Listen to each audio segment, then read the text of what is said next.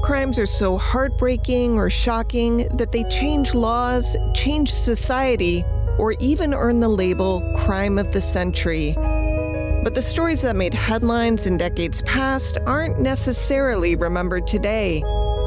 I'm Amber Hunt, a journalist and author, and in each episode of this show, I'll examine a case that's maybe lesser known today, but was huge when it happened. This is Crimes of the Centuries.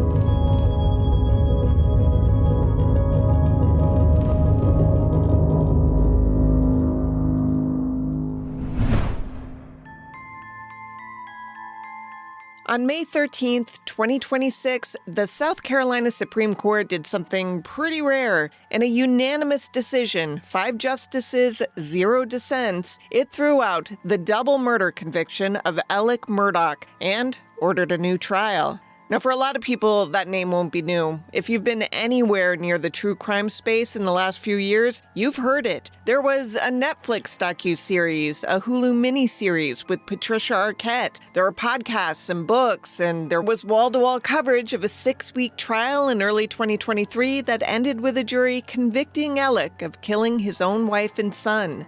Now, believe it or not, I'm not one of the people who followed the trial. I get asked a lot what true crime stuff I consume in my off time, and my answer is, I don't. I cover crime for a living. I don't come home saying, yeah, let's find some more crime to hear about. And as you know, I prefer covering older cases. When I was a daily reporter, which I was for some 30 years, I hated having to do what's called the quarter turn coverage. As in, every quarter turn of the screw, you'd have to write a new story. I mean, it might be important to the case, don't get me wrong, but it can feel overwhelming for the reporters, not to mention the people involved. And now that I'm not doing daily coverage, I can say from that side of things, it can be overwhelming for the reader, too. In short, I knew so little about this case before writing this episode that I didn't realize Alex Murdaugh's name was pronounced Alex instead of how it's spelled, A-L-E-X, until I was researching it, which brings us here. This is, of course, not a standard Crimes of the Centuries episode. It's a bonus episode under the heading Future Crimes of the Centuries. Did you hear the question mark? I've started doing these now and then to offer a synopsis of cases that have been all over the news, so much so that I figure some people might be getting too overwhelmed by the drip, drip, drip to figure out what the hell is going on. So I've read up, I've read available court documents, I've watched available trial testimony, and I'm going to lay out the parts of this case that stand out to me, particularly the aspects that feel a bit undercovered beneath all the nonstop attention. Now you might be asking, do we need another look at the Murdaugh case? Yeah, maybe not. But you, dear listener, aren't losing a regular episode for this detour. This is just a bonus done for those people who care to have the case presented in a way they haven't heard before. It's okay to skip. I won't be offended. Now, the reason this case caught my attention now is because the conviction was just thrown out. And I do a lot of reporting on wrongful convictions in my other life as reporter and host of the podcast, What If They're Wrong After the Accusation. Before that, I was the reporter behind the investigative podcast Accused, where we help get a guy on death row cleared of all charges. When convictions are set aside, I pay attention. This one is unique, though, because the reason the conviction was thrown out isn't because new evidence emerged pointing to someone else. It's not because prosecutors relied on junk science or bad forensics or that a witness recanted. The conviction was thrown out because the clerk of court, an elected official named Rebecca Becky Hill, whose job was literally to manage the jury and ensure the fairness of the proceedings, allegedly told jurors not to trust Alex's testimony before he even took the stand. She wrote a book about the trial just months after the thing ended, which is really unusual. She showed sealed court exhibits to a media member and lied about it under oath. And my read on all of this is that maybe Becky Hill had spent her entire life watching the Murdaugh family operate in South Carolina's Low Country, where they had wielded enormous legal and political influence for more than a century. She seems to have become so convinced that Alex Murdaugh was going to get away with murder that she couldn't bring herself to trust the system to work on its own. So she broke it. The Supreme Court also addressed a second problem with the original trial, one that will shape whatever comes next. Prosecutors at the trial spent 12 and a half hours presenting evidence of Alex's financial crimes. We're talking client theft, fraud, years of stealing, as proof of motive. The court agreed that some financial crimes evidence was appropriate to establish that motive, but it found that the state went, in the court's words, quote, far too long and far too deep into details that have nothing to do with why he might have killed his family. In short, they said it was all more prejudicial than probative. The justices argued it was presented to make Alex seem like a bad guy. And, while it did its job, the justices argued it wasn't tied directly to the murders enough to justify such detailed inclusion. That's what this episode is about. Not the murders, or not only the murders. It's about the world that produced all of this.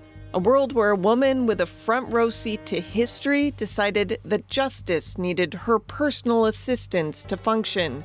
A world where a housekeeper who worked for a powerful family for 25 years died under questionable circumstances and nobody looked twice. A world where a 19-year-old was found dead in the middle of the road and investigators on the scene said plainly it looked like a murder, yet somehow it stayed a hit and run for years. And a world where all of this didn't come to light until a powerful man from an even more powerful family was accused of killing his wife and son.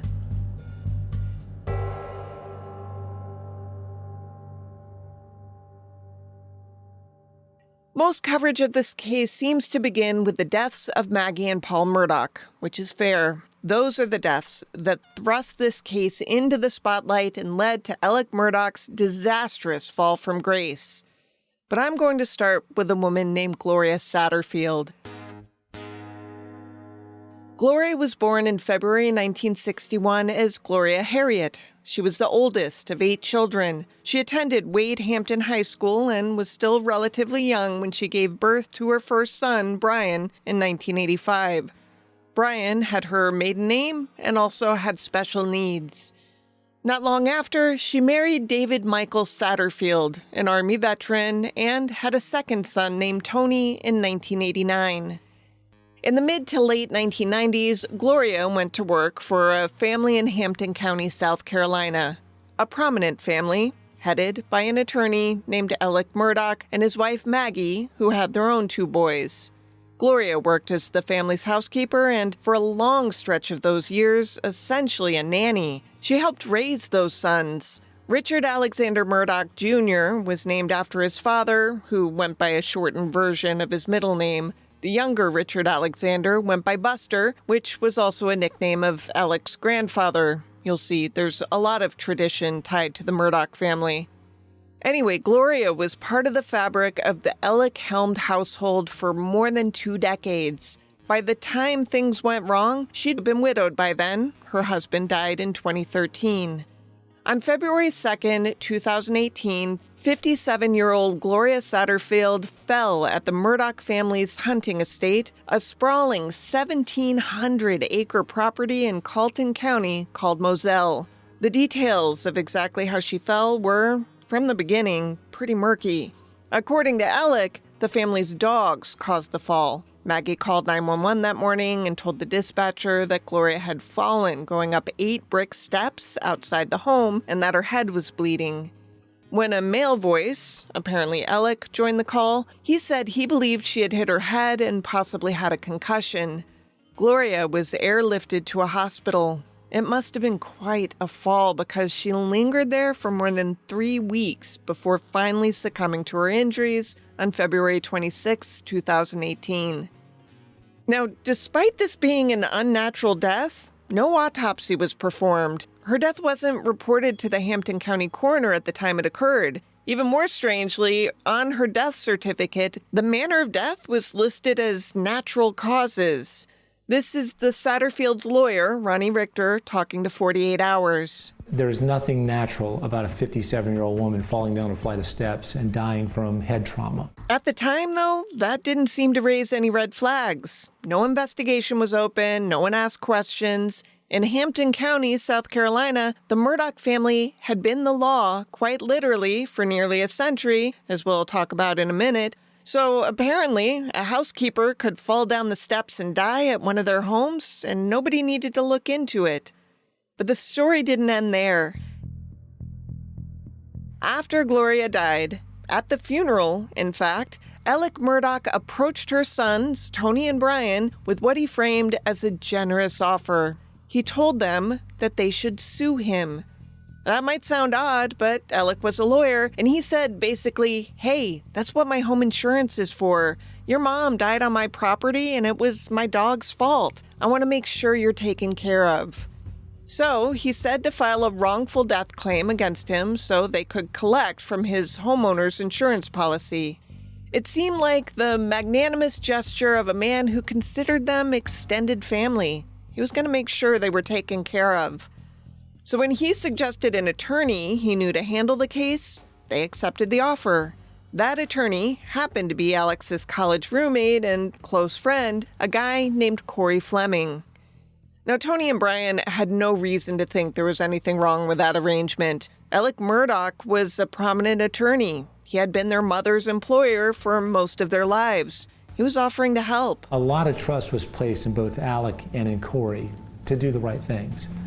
And it really went south from the outset. As far as the Satterfield sons were concerned, the insurance claim didn't go anywhere. They filed the suit and then heard nothing about it again. Here's what they didn't know. Behind their backs, Fleming successfully negotiated settlements with Alex insurance carriers totaling $4.3 million, a huge sum of money for two guys, one of whom was special needs, whose parents were both dead by then. A South Carolina judge approved the settlement arrangement, and then Fleming asked the approving judge not to file the settlement paperwork with the county clerk of court. The settlement was approved in secret, kept off the public record. Tony and Brian Satterfield never received a single dollar of that money. And they needed that money. After his mother's death, Brian lost his mobile home to the bank and had to go live with relatives, according to the family's attorney, Eric Bland. Alex had to have known this because he kept in regular contact with the brothers, as Tony told People magazine. Tony said that Alex, quote, every now and then would reach out to see how we were doing, end quote. By doing that, he maintained the appearance of concern. Meanwhile, Alex funneled the funds through fake bank accounts he had set up under a name designed to look like a legitimate structured settlement processing company, the kind of firm that routinely handles large payouts for personal injury cases. The name looked normal on bank statements. Nobody at his law firm questioned it. The money simply disappeared into Alex's personal finances. He later admitted he fabricated the dog story entirely. The dogs didn't cause Gloria's fall. He invented that account to manufacture liability and trigger the insurance payout. He used the circumstances of his housekeeper's death as a prop in an insurance fraud scheme. And then he stole the money that was supposed to go to her children. Now, none of this came to light for more than 3 years. It was only when Alex was arrested in connection with the murders of his wife and son in 2021 and investigators started pulling on threads that the Satterfield fraud unraveled. The Hampton County coroner, a woman named Angela Topper, was the one who finally flagged the inconsistencies in Gloria's death. She wrote to the South Carolina Law Enforcement Division, known as SLED, noting that the death had not been reported to her office at the time it happened and no autopsy had been performed, and that the manner of death, as natural causes, was inconsistent with someone dying from injuries sustained in a fall. She requested an investigation. SLED opened one in September 2021. Gloria's death remains, as of now, officially unsolved. We don't know whether she was simply the victim of an accident that Alex then exploited, or whether something more deliberate happened at Moselle that February morning. What we know is that for more than 3 years, the question was never even asked. Tony and Brian Satterfield eventually recovered money through settlements with other parties in the lawsuit, Fleming's former law firm, the bank involved in the fraud. Alex confessed to a judgment of $4.3 million, a formal legal admission that he owed them that amount. But by the time he did that, he was a man serving life in prison with no meaningful assets, so collecting that money is an uphill battle. So to recap, Gloria Satterfield worked for the Murdaugh family and died in their home. Her employer fabricated the story of her death, stole the money meant for her children, and the whole thing sat undisturbed for years because in Hampton County, South Carolina, the Murdaugh family was the law. And we'll talk about what that actually meant after this break.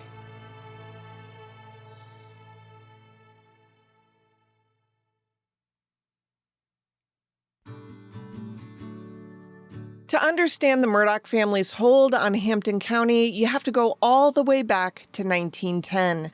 That's when Randolph Murdaugh Sr. opened a small law office in Hampton, South Carolina. 10 years later, in 1920, he was elected solicitor for the state's 14th Judicial Circuit, the equivalent of district attorney, the top prosecutor for a 5-county region of the South Carolina Low Country. He held that office until his death in 1940 when he was struck by a train near the Early Branch community in Hampton County. His son, Randolph Buster Murdaugh Jr., was elected to replace him that same year. Buster held the solicitor's office until 1986. His son, Randolph Murdaugh III, that's Alex's father, took over and held it until 2006.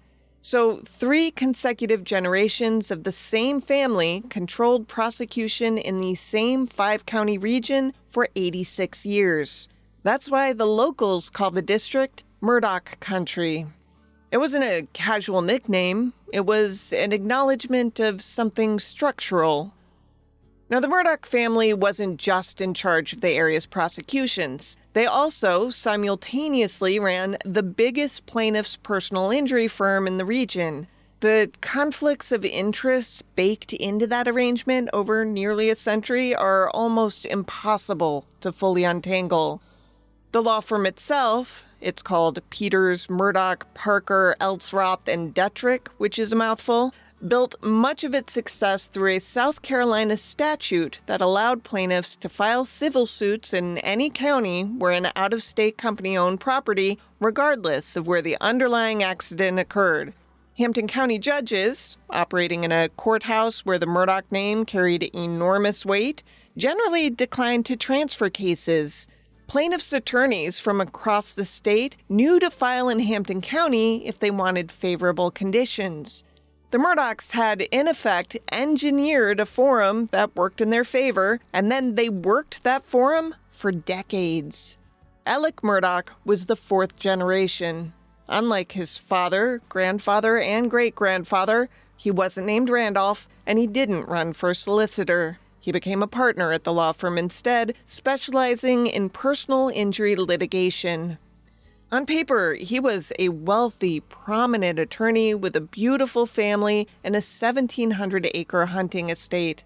Underneath that, he was a functioning opioid addict who had been stealing from his clients and his own law firm for years. This part isn't disputed, and it's not undercut by the recent overturning of his murder conviction. And when the financial fraud finally came to light, it was staggering in its scope and its callousness. And we're not just talking about stealing from the Satterfield heirs.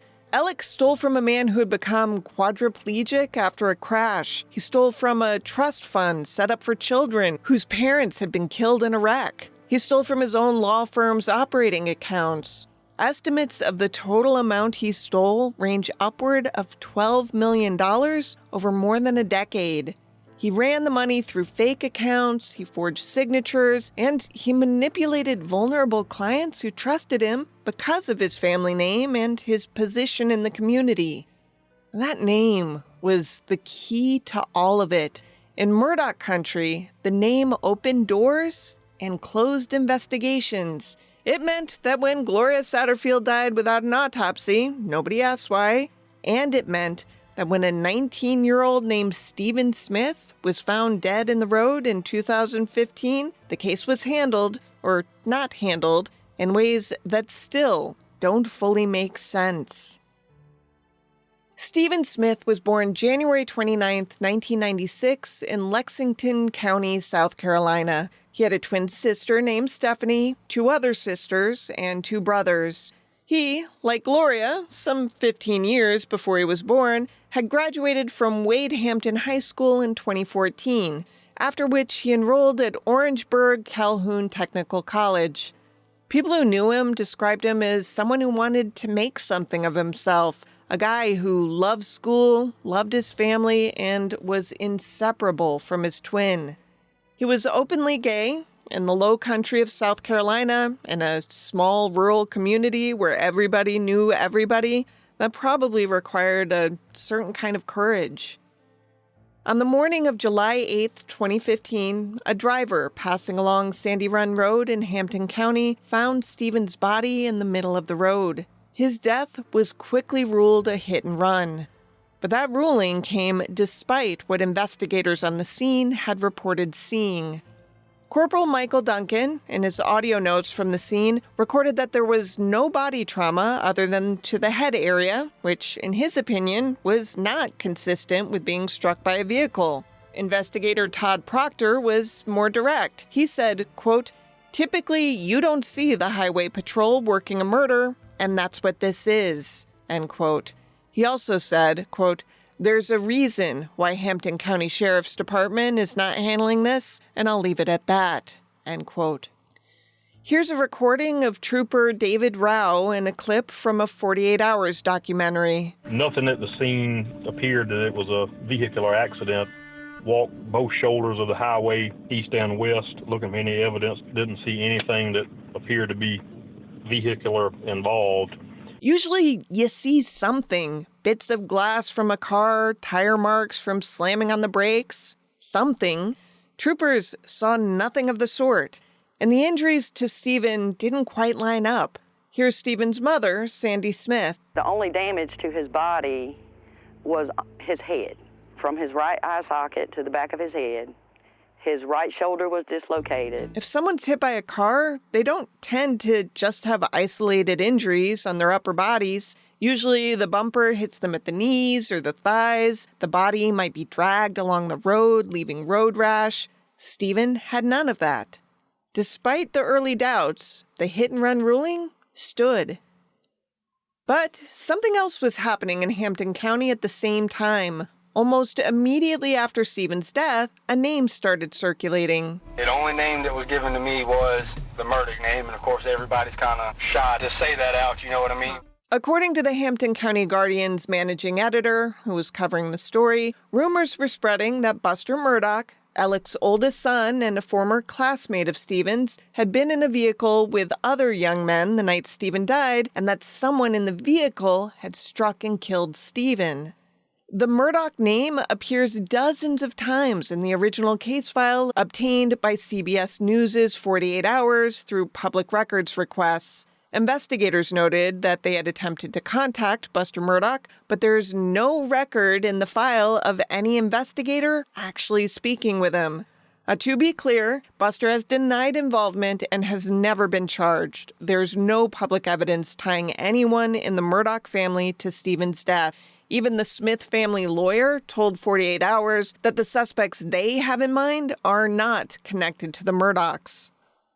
Regardless, the case sat cold for almost 6 years. Then, in June 2021, Maggie and Paul Murdaugh were murdered at Moselle. SLED began investigating the double homicide, and somewhere in the course of that investigation, they found something that led them back to Stephen Smith.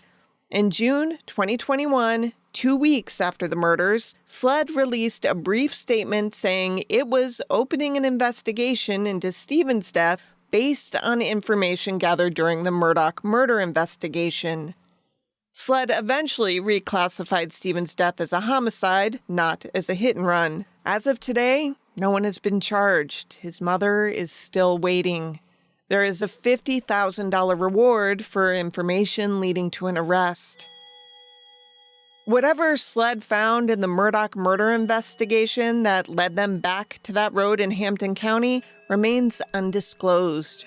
Stephen Smith wanted to be a nurse. That's what he was studying for. He had a twin sister who has said she misses hearing him yell at her when she gets on his nerves. His mother has spent more than a decade now fighting to have his death treated as what investigators at the scene said it plainly was. And when we come back, we'll talk about the murders that broke all of this wide open. Though, before that, we have to talk about yet another death first.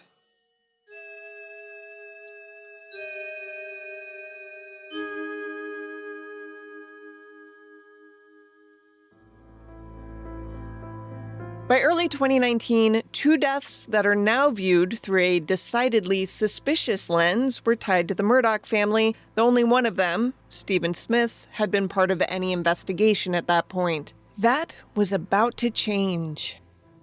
In February 2019, Alex's younger son, 19-year-old Paul, was out with a group of friends spending an evening in Beaufort County, drinking and boating.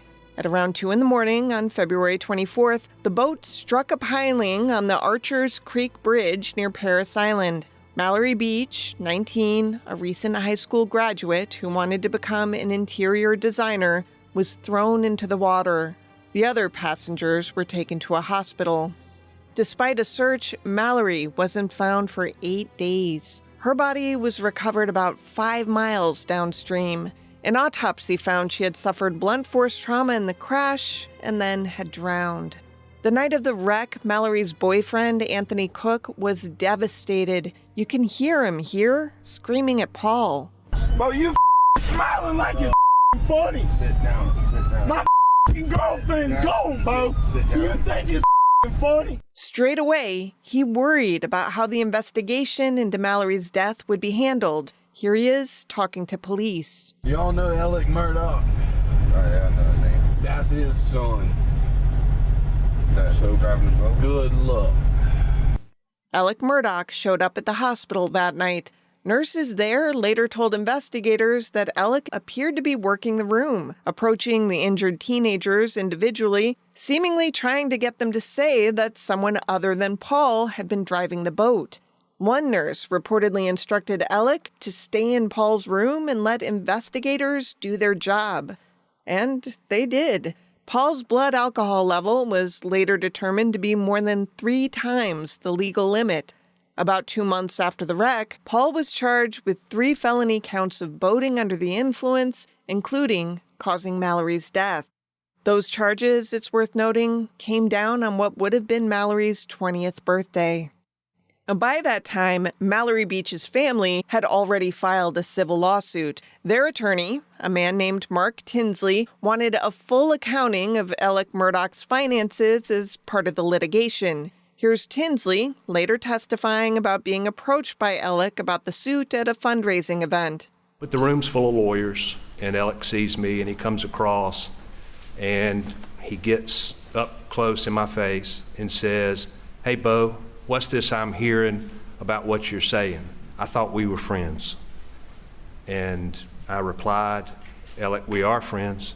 If you don't think I can burn your house down and that I'm not doing everything and I'm not going to do everything, you're wrong. You need to settle this case." The point of it was, we're friends. I took it as he tried to intimidate me. He didn't intimidate me and sort of bully me into backing off. This looks even worse in hindsight when you know that the financial disclosure Tinsley requested would have exposed the millions Alex had been stealing from clients for years. A hearing on those financial records was scheduled for June 10th, 2021. On June 7th, 3 days before that hearing, Alex Murdaugh called 911 and reported that he had come home to find his wife Maggie and son Paul shot dead at the dog kennels on the Moselle property. Now, that 911 call has been played ad nauseum, so I won't add it here. There's a lot about this case that you can look up other places if you're so inclined.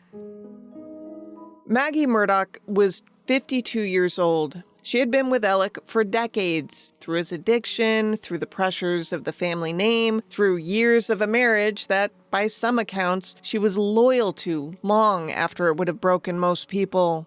Paul was 22 and living under the cloud of felony charges from the boat crash, a young man whose trajectory had already been bent hard by the family he was born into. By all accounts, neither of them knew what was coming. Now, when Alex first talked to investigators about the night of his wife and son's deaths, he said he wasn't at the kennels that night at all. He said he had taken a nap at the house, then driven to visit his elderly mother, who had dementia, and then returned to find the bodies. When the first officer arrived on the scene, Alex was near the kennels. Interviewed by detectives, he sobbed as he described the scene he had stumbled upon and very quickly brought up the boat crash, the one with the pending hearing. He suggested Paul had been getting threats and was targeted by relentless online bullying. He was sure his wife and son's murders had something to do with Mallory Beach's death. Police looked into why Paul had been at the kennels that evening, and it turned out he was dog-sitting for a friend for whom he recorded a short video on his phone at 8:44 p.m. Apparently, something funky was going on with one of the dog's tails, and they were trying to chat about it, but the phone kept going in and out. Anyway, Paul managed to shoot a short video and send it to the buddy, who later forwarded it to police. In the background of that video, you can hear voices: Paul's, Maggie's, and Alex. Witnesses who knew the family confirmed they recognized all three voices, and Alex didn't deny it either. The video placed Alex at the kennels that evening, within minutes of the deaths, the same kennels where he told police from the very first moment they arrived that he hadn't even been to that night. Pro tip: police don't like it when you lie to them about your whereabouts when they're investigating the murders of your family members. I mean, that was a red flag to them. But it wasn't the only one. Alex's clothes and hands were reportedly clean when they arrived to the scene. Investigators noted that detail because Alex had told them he tried to take pulses on both Paul and Maggie's bodies. And they had been shot multiple times. The scene involved significant blood and biological matter, yet none of that transferred to Alex. It took more than a year, but eventually Alex was charged with 2 counts of murder. The indictment alleged that Alex shot Paul twice with a shotgun and shot Maggie 4 or 5 times with a rifle. And that's notable because it isn't that common that a single assailant kills with 2 different weapons. The crime scene, it should be said, was badly compromised. Evidence that arguably should have been collected wasn't. Alex went to trial in January 2023, and it lasted 6 long weeks, making it one of the longest in South Carolina history. And as you can imagine, it got the kind of media coverage usually reserved for presidential elections. Alex took the stand in his own defense. He admitted to the financial fraud, which he said was fueled by a decades-long and very expensive opioid addiction. He also admitted he had lied to investigators about being at the kennels. He said he lied simply because he panicked, because he knew how it would look. Plus, he worried, altruistically, that if police were looking at him as a suspect, their attention would be wrongly diverted away from finding the real killer. That is to say, they'd be looking at him. So, in short, he denied killing Maggie and Paul. The jury convicted him on all 4 counts in less than 3 hours. He was sentenced to 2 consecutive life sentences without the possibility of parole. And then the appeals began. More on that when we get back.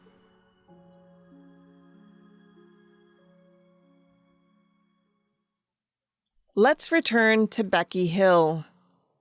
Rebecca Hill was the Colton County Clerk of Court during Alex Murdaugh's trial. As clerk, she was responsible for managing the jury, escorting them, overseeing their access to exhibits, helping the judge administer the proceedings. In other words, she was one of the people the system trusted most to ensure the trial was fair. Hill had known the Murdaugh family for years. Her own family's history was entangled with theirs going back decades. In the book she quickly released after Murdaugh's conviction, notes that relatives of hers were involved in a moonshine conspiracy in the 1950s in which the older Buster Murdaugh, Alex's grandfather, was indicted and then acquitted. Now, you might be wondering how a solicitor, or a prosecutor, as it's called in the states I've covered, was indicted on such a charge. Well, that came courtesy of the feds. In 1956, Buster was indicted by a federal grand jury for allegedly warning a bootlegger to move a moonshine still into a neighboring county to avoid federal revenue agents. While he was acquitted, one report suggests the federal trial judge castigated Buster for his unethical practices. Now, Buster resigned his post after his indictment, but he was running for re-election unopposed, so he returned to office in 1957 anyway and held the post for another 3 decades. Anyway, Becky Hill had watched the Murdaugh name operate in Carleton County her entire life and had seen what it meant. And so, according to a juror who later provided a sworn affidavit, before Alex Murdaugh took the stand to testify in his own defense, Becky Hill told the jury not to be fooled by him. She told them to watch him closely, to look at his actions and his movements. It was a short statement she made, but the juror later said she understood that to mean Alex would lie when he testified. The same juror later wrote in an affidavit that they had questions about Alex's guilt, but voted guilty because they felt pressured by other jurors. Hill's defense attorneys and Hill herself denied the jury tampering allegations. At a post-trial evidentiary hearing in January 2024, she testified that she didn't have conversations with any jury on any topic related to the case. The judge who presided over that hearing, retired South Carolina Chief Justice Jean Toll, found Hill not completely credible and said she had been lured by the quote-unquote siren call of celebrity, but Toll still denied the motion for a new trial, concluding that the comments had not influenced the verdict. On May 13, 2026, the South Carolina Supreme Court disagreed, unanimously.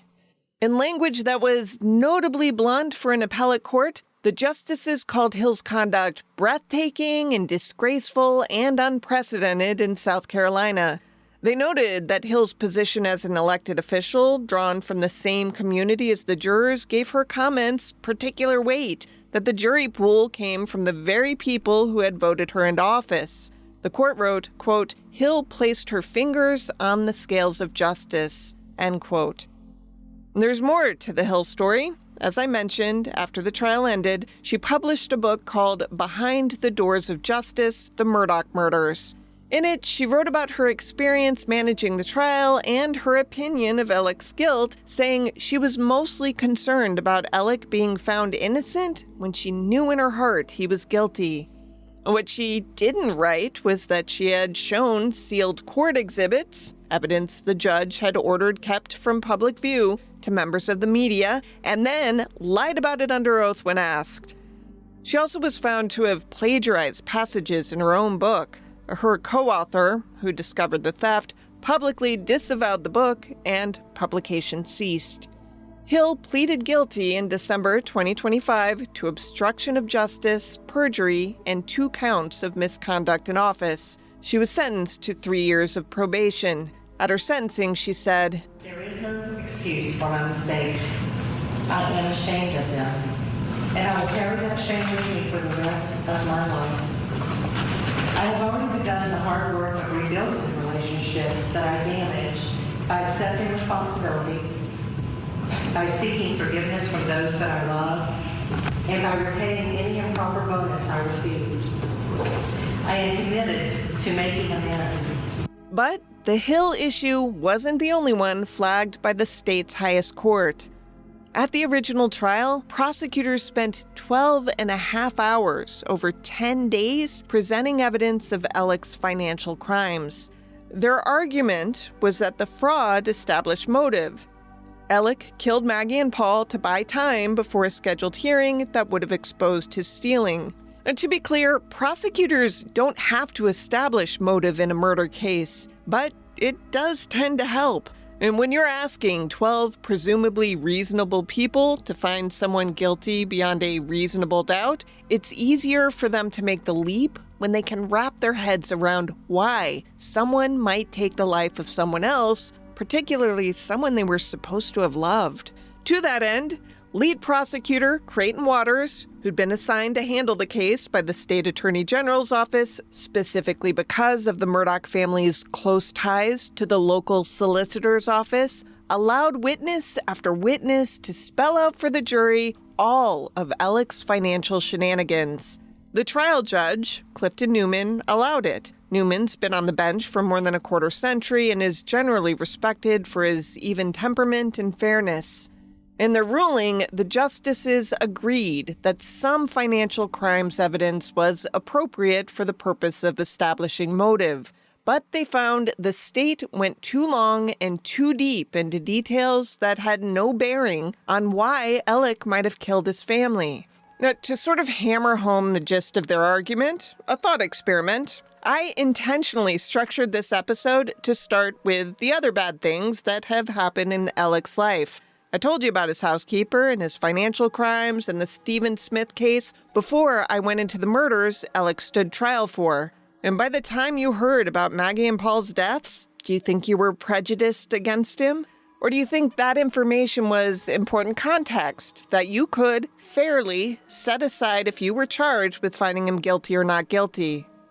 Now, let's think about what supposedly happened with Becky Hill behind the scenes. If you heard about Alec being a crook, and you heard Becky Hill say, hey, don't be fooled by this guy, do you still think you could be fair?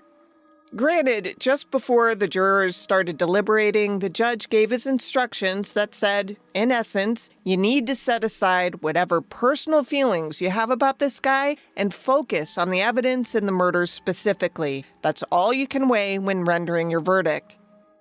The justices decided that wasn't really possible for jurors by the time they hit the deliberation phase.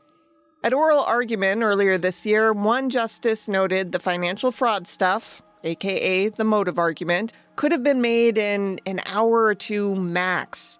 Another called the connection between the fraud and the murders debatable and not an easy connection. A third flagged specifically that testimony about Brian Harriet's disability, remember that's Gloria Satterfield's son, saying it served no purpose other than making Alec look like a despicable human being. And hey, no argument here. Now, the court didn't need to rule on any of this to order a new trial. The Hill tampering alone could have been enough. But the justices addressed it anyway, which basically sent a message to whoever prosecutes this case next time. The financial crime story should get significantly shorter. The next jury surely would hear a narrower version of who Alex Murdaugh is. Whether that's enough to change the outcome is something nobody can answer yet. So that's where things stand. The Supreme Court reversed the post-trial judge's finding and ordered a new trial. Alex Murdaugh, right now, is legally presumed an innocent man. Well, when it comes to murder, that is. It's not like this clears his name on everything, and rest assured, he's not coming home. He's still serving a 27-year state sentence and a 40-year federal sentence on the financial fraud convictions. But his family, not to mention the rest of the county and the country, are likely to see yet another circus of a trial. So a few things to end with. The Murdaugh saga is easy to consume as a story about one man's spectacular fall, the scion of a dynasty who turned out to be a thief and possibly a killer, brought low by his own appetites. And that framing isn't wrong, but it leaves out the structural reality that Murdaugh's thefts worked because the system around him was built to accommodate the Murdaugh name. His clients trusted him because of who his family was. His law firm didn't scrutinize the account because of who his family was. When Gloria Satterfield died and no one looked, it was because of who employed her. When Stephen Smith was found dead and investigators hinted on tape at why the local sheriff's office wasn't touching the case, that was because of who lived in Hampton County. What made the Murdaugh machine run for nearly a century wasn't just corruption. It was the accumulated weight of a name that had become synonymous with authority.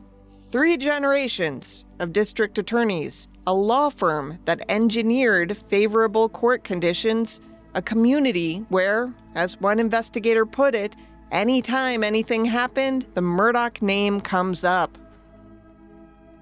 Becky Hill knew all of that. She had lived in that world her whole life. And my interpretation of her very bad decisions is this. She was so certain, so absolutely certain, that the system would bend for Alec the way it had always bent for the Murdaughs, that she may have convinced herself intervention was necessary. Never mind that the evidence was substantial. Never mind that the prosecution was competent. She had watched the Murdaugh name operate in South Carolina courts for decades, and she had drawn her own conclusions about what justice needed from her. And worse, she quickly moved to write a book about it. But this is why you can't bend the rules or break the law, even if you think you're right. You have to play by the rules because your very intervention might be what ends up letting a guilty man go free. The Supreme Court ruling didn't say Alex Murdaugh is innocent. It said he didn't get a fair trial, and even guilty people are entitled to those. Maggie Murdaugh was 52 years old when she was killed. She was a mother and a wife and whatever else she was outside of those roles, which we don't know as well as we should because the coverage of this case has focused relentlessly on the man charged with her murder. Paul was 22, a kid who made a terrible, life-ending decision on a boat in 2019 that he was still facing consequences for when he died. Mallory Beach was 19 and is mostly a footnote in the Murdaugh story, even though she died because a drunk 19-year-old wouldn't let anyone else drive the boat, and even though her family spent years fighting just to get a financial accounting of the man they held responsible. Gloria Satterfield worked for one family for 25 years. She died at their home. The cause of her death has never been definitively established. Her sons didn't learn they had been defrauded until 3 years after it happened. And last I read, her family gave state law enforcement permission to exhume her remains in 2022, and SLED said they planned to do it, but if any findings came from that, they haven't been made public. Stephen Smith wanted nothing more than to be a nurse. His mother has been waiting for answers for more than a decade. Whatever happens next in a South Carolina courtroom, and there will be more, these facts haven't changed. To research this case, I relied heavily on court documents, including the South Carolina Supreme Court's May 2026 opinion, which is worth reading in full if you enjoy watching justices use words like breathtaking and disgraceful in an official legal ruling. I read trial testimony and watched available video of proceedings, and I spent time in news archives pulling contemporaneous coverage from outlets including People, CBS News, and the Hampton County Guardian. I also leaned on the work of the 48 Hours team, whose public records requests on the Stephen Smith case produced details that local investigators apparently had no interest in surfacing themselves. For the Murdaugh family dynasty history, I found Britannica and the South Carolina-based outlet Fitz News useful, the latter of which had dug into federal court records from Buster Murdaugh's 1956 moonshine conspiracy trial that I would have otherwise missed entirely. A reminder, this has been a bonus episode I did on top of my regular weekly work for Crimes of the Centuries. If you like these episodes, send me an email and let me know they're worthwhile. I'm thinking I can handle maybe one every month or two. I'm tackling a current but less covered one for next month, suggested by a listener that I hope you find interesting. I engineer these by myself, so be kind. Music is by my dad and my child, so be extra kind, except when music's provided by Epidemic Sound. You can be mean to them if you want. No matter where you're listening, I am appreciative, but to directly support my work, you can subscribe to Grab Bag Collab at grabbagcollab.com or through Apple Podcasts. Until next time.